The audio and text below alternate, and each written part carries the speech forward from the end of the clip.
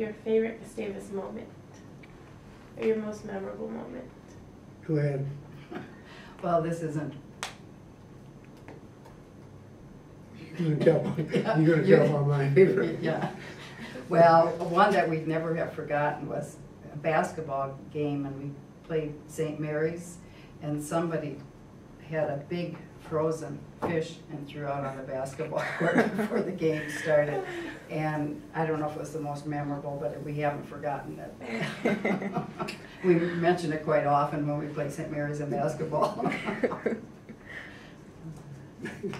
Maybe modern day students don't understand that, but Well, they laughed. Well, this was a Gustavus tradition that they shared with us during freshman orientation week. And it was the walk that was on the east side of the, what at that time was the auditorium. Now the auditorium since has burned and replaced with another administrative building. But if you go straight south in front of Old Main, The sidewalk is still there, sidewalk is still there, but it's and just it goes all the way down to, the street, way down there, past the old library, and before many of those, buildings were erected. And at that time, we were encouraged to be a friendly, campus, and I hope that's still true. But Hello Walk was just that. Everybody, said, hello, whether you be, classmates, whether you be a freshman or senior, didn't make any difference. Student or staff member, everybody participated in greeting everybody else. And it was really kind of a neat thing. Now, at the time that we were, there, all of your dormitories were fit for only one sex. And the northern part of the campus was for the male, and the southern part of the campus for the female. Wallstrom Hall was primarily for freshmen. Can you talk about Menopause Manor? I'd like to hear your opinion on that, and then opinion on a female. Menopause Manor was Wallstrom Hall, and I understand it's still here. Runstrom is. Or Runstrom, yes. Runstrom, I'm sorry. Yeah, I spent many an hour at Runstrom, out in front of Runstrom. When you brought your date back for the evening or whatever, you just stood in front of the door there, waiting to open it and let them hop in. But there was always a great congregation down there at Menopause Manor. Now, why they call it that, I have no idea. But it was just for seniors, the old ladies on the campus. This would have been during my sophomore year, because I still lived at Sorensen, or what we called at that time the new dorm. Anyway, the city of St. Peter made a mistake. They announced to the campus that they were going to be doing some generator work, and that all of the electricity would be turned off starting at midnight on a weekend, I guess. Well, it couldn't have been a weekend because the evidence of that mistake was seen the next day. Anyway, maybe it was, let's say it's Wednesday night, and I don't remember exactly what night it was, but sure enough, at 12 o'clock midnight, all the lights went out. And when the word went out that this was going to happen, a group of fellows, which eventually rose to be about 200 in number, met at the old water tower. And the water tower stood behind Euler Hall. And that has since gone, as well. But at the stroke of midnight, one could see 200 young men from Gustavus playing the stealth road as they moved from north to south. And we went down Hello Walk, but this time nobody said anything because we wanted total, quiet. And then about 5 minutes after 12, somebody had brought a cornet or a trumpet with, and the charge was sounded.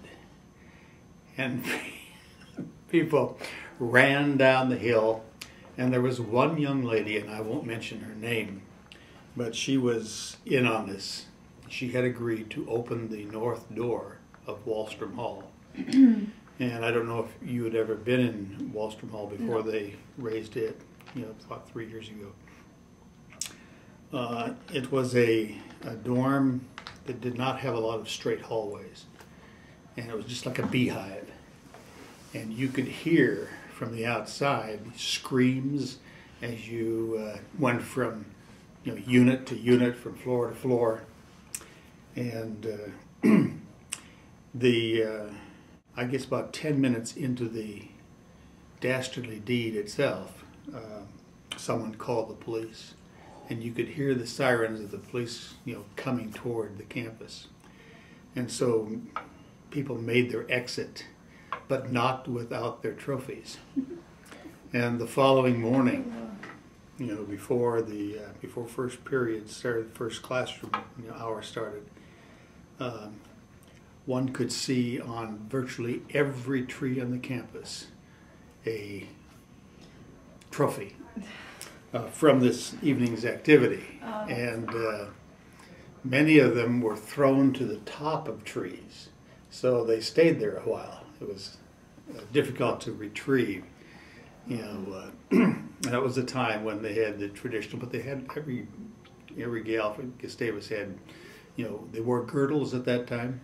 Mm-hmm. And I don't think they do that today. No. But anyway, they made wonderful trophies, and they academic sorority as well. And then we were very pleased during our years at Gustavus that we did have the overall highest GPA of the sorority. So we thought that was pretty special. But it was definitely had longevity. I know it no longer is on campus now, but I have very fond memories. And during the time that the chapel was being constructed, and that was during our years here at Gustavus, the IBs, as we recall, Iota Beta's IBs, had their Thursday night donut sales. And we would go downtown and order dozens of cake donuts from McCabe Bakery, which doesn't exist anymore, unfortunately. And we would go around to the various dorms. Of course, we could only go into the inside entryway, but they knew we were coming, and we sold lots and lots of donuts, and the proceeds went to the chapel fund. That was our project. And so we donated all of our profits to the chapel fund. I say this a lot because it has racial overtone, but I was informed prior to my coming here that my roommate would be a black person.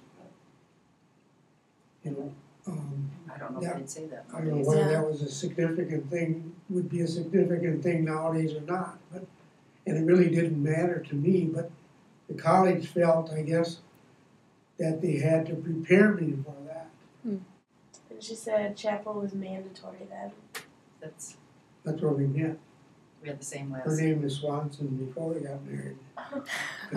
When we would have bonfires, some of our organizations would have picnics, and we'd sit around a bonfire, and then we would sing, remember the times you've had here.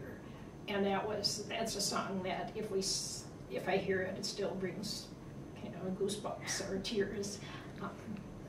Some of those little things, the little things are the important things that I remember. Yeah.